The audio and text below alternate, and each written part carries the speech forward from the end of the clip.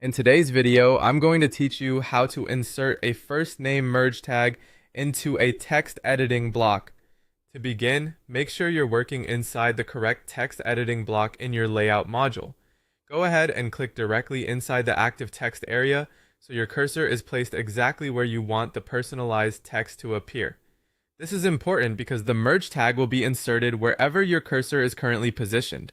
Once your cursor is active in the text field, type the words "Dear" followed by a space.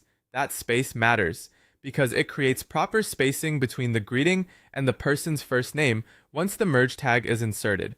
At this stage, your text should simply read "Dear" with a blank space after it. Next, look for the merge tags option in the floating text block toolbar or utility ribbon associated with the editor. This tool is usually available while the text block is selected, and it allows you to insert dynamic fields that automatically populate with context-specific information. Click the Merge Tags button to open the list of available variable options. From the drop-down menu that appears, find and select the option labeled First Name.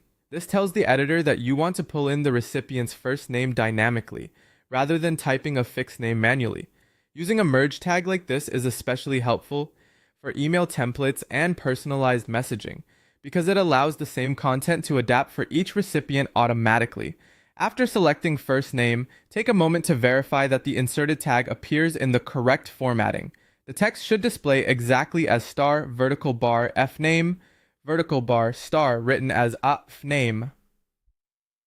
This exact structure is what confirms the merge field has been inserted properly and will function as intended in the system.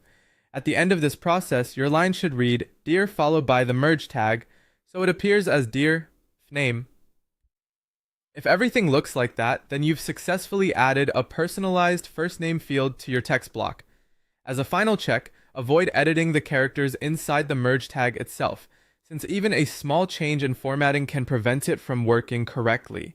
It's best to leave the tag exactly as inserted by the editor. With that done, your greeting is now ready to dynamically personalize for each recipient.